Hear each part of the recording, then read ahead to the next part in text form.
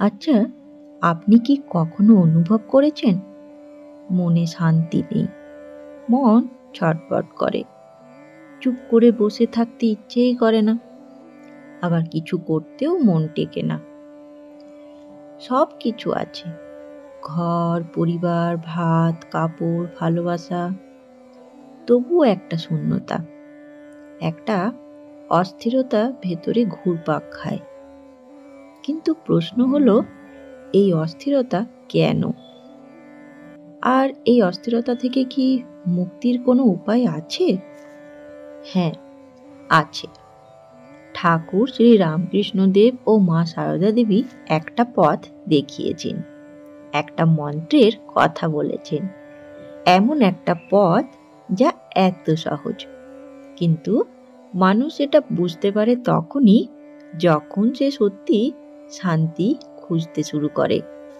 আজকের ভিডিওতে আমরা সেই পথটাই জানব। একটি করে স্তর খুলবে ধীরে ধীরে। প্রথমে কারণ, তারপর লক্ষণ, তারপর মুক্তির উপায়। একটি করে দরজা শান্তির দিকে।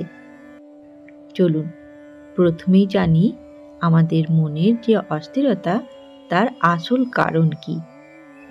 ঠাকুর শ্রী রামকৃষ্ণদেব বলেছিলেন, মন মানুষকে যেখানে নিয়ে যায়, মানুষ সেখানে যায়। মানুষ ভাবে জীবনের সমস্যা আমাকে অস্থির করেছে, কিন্তু ঠাকুর বলতেন সমস্যা নয়, মনের দৌড় অস্থিরতা তৈরি করে। চলুন একটি উদাহরণ দিয়ে বোঝার চেষ্টা করি। ধরুন একটা হাঁড়ির ভর্তি জল আছে, হাঁড়িটা নেড়ে দিলে জল দুলবে, এটাই স্বাভাবিক। ঠিক তেমনি জীবনের অভিজ্ঞতা, সম্পর্ক, টাকা, ভয়, এগুলো মনকে নাড়াচাড়া করে। কিন্তু ঠাকুরের কথায়, যার ভেতর স্থির পাথর আছে, সে সমুদ্রে গিয়েও ডোবে না। অস্থিরতা মানে মন মূল থেকে উঠে এসেছে। মন যখন শিকড় থেকে সরে যায়, তখনই দুলতে থাকে। ঠাকুর আরো বলেছিলেন, জগৎ চঞ্চল, চঞ্চল জগতে স্থির মন, এই তো সাধনা।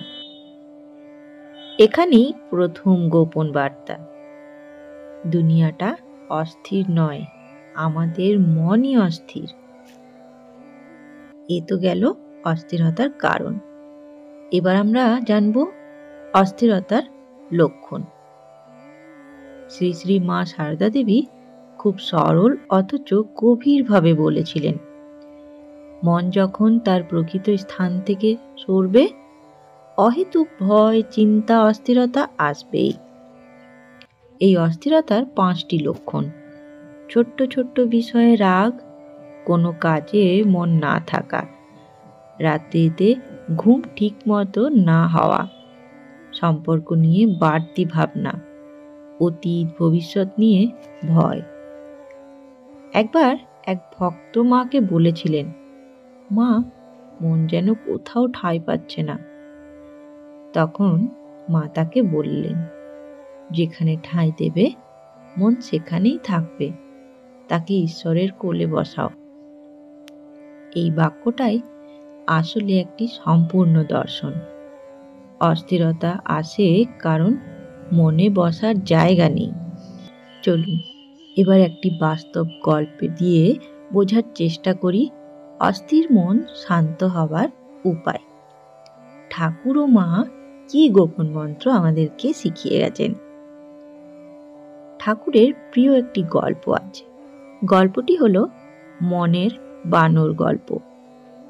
ঠাকুর বলতেন, মনের অবস্থা বানরের মতো, অস্থির, চঞ্চল, একা থাকতে পারে না। একজন ভক্ত ঠাকুরকে জিজ্ঞেস করেছিলেন, ঠাকুর, মন চাইলে শান্ত হয়, আবার এক মুহূর্তেই ছুটে যায়। তখন ঠাকুর তাকে বলেছিলেন, বাবা, বানরকে বশ করতে হলে তাকে কিছু খেতে দিতে হয়, তেমনি মনকে বশ করতে হলে তাকে ঈশ্বরের নাম দিতে হয়। এই গল্পের শিক্ষা, মনকে ফাঁকা রাখলে অস্থির হবে, কিন্তু ঈশ্বর চিন্তা দিলে সে স্থির হবে। এবার মা শারদার উপদেশ জানব। মন শান্ত করার 3টি মূল মন্ত্র। শ্রীমা একবার বলেছিলেন, অস্থিরতা হলো অজ্ঞানতার সন্তান, জ্ঞান এলে মন শান্ত হয়। প্রথম মন্ত্র, নিজেকে দোষ দিও না। মা বলতেন, মন খারাপ হলে তাকে বকো না, তাকেই তোমার কাজ শেখাতে হবে। দ্বিতীয় মন্ত্র, সব কিছুকে ঈশ্বরের ওপর ছেড়ে দাও। কোনো কষ্ট, কোনো ভয়, কোনো সম্পর্ক, মা বলতেন, সব তার হাতে দাও আর ভাবো তিনি দেখছেন। তৃতীয় মন্ত্র, অন্যকে সাহায্য করো। মা বলতেন, যে অন্যকে শান্তি দিতে পারে তার মন কখনো অস্থির হয় না। এই 3টি মন্ত্র পালন করলে মনকে ধীরে ধীরে দমিয়ে আনে। এবার আলোচনা করব ঠাকুরের পথ, ভক্তি, নাম জপ ও নীরবতা। প্রথমে নাম জপ। ঠাকুর বলতেন, নামের মধ্যে শক্তি আছে, নামই মুক্তি। যখন মন খুব অস্থির, মন থেকে উচ্চারণ করো, ঠাকুর, মা। দ্বিতীয়, ভক্তি। ঠাকুর বলতেন, যে ঈশ্বরকে ভালোবাসে তার মনকে দুঃখ স্পর্শ করতে পারে না। ভক্তি মানে কান্না নয়, ভক্তি মানে ভরসা। তৃতীয়, নীরবতা। ঠাকুর বলতেন, নীরবতায় ঈশ্বরকে পাওয়া যায়। চুপ করে বসো, মন নিজেই শান্ত হবে। একদিন ঠাকুর নদীর ধারে বসে বলেছিলেন, যেমন নদীর জল থেমে গেলে তলা দেখা যায়, তেমনি মন থেমে গেলে ঈশ্বর ধরা দেন। চলুন এবার জানব মানসিক অস্থিরতা কমানোর 5টি কার্যকর অনুশীলন। প্রথমত, দিনে 5 মিনিট চোখ বন্ধ করে মা নাম জপ করো। দিনে একটি কাজ নিঃস্বার্থভাবে করা। শোবার আগে 1 মিনিট মাথা ঠান্ডা রেখে প্রার্থনা করা। সকালে 1 মিনিট নিজের শ্বাস লক্ষ্য করা। কারো সম্পর্কে খারাপ না ভেবে একটি ভালো ভাবনা রাখা। এগুলি ঠাকুরমার পথের বাস্তব প্রয়োগ। তাই বন্ধুগণ, ঠাকুর ও মায়ের এই মন্ত্র, এই উপদেশ শুনে বুঝলাম, অস্থিরতা মানে মন ঈশ্বর থেকে মুখ ফিরিয়ে নিয়েছে, আর শান্তি মানে মন আবার তার কোলে ফিরেছে। শ্রী শ্রী ঠাকুর বলতেন, তুমি 1 পা এগোলে তিনি 10 পা এগিয়ে আসবেন। আর মা বলতেন, চিন্তা করো না, সব ঠিক হবে, তিনি আছেন। এই বিশ্বাসই শান্তি। তাই অস্থিরতা যাবে যখন তুমি মনকে বলবে, ফিরে আয়, ঠাকুরমার কাছে ফিরে আয়। বন্ধুগণ, আশা করি আজকের এই ভিডিওটি আপনাদের ভালো লেগেছে।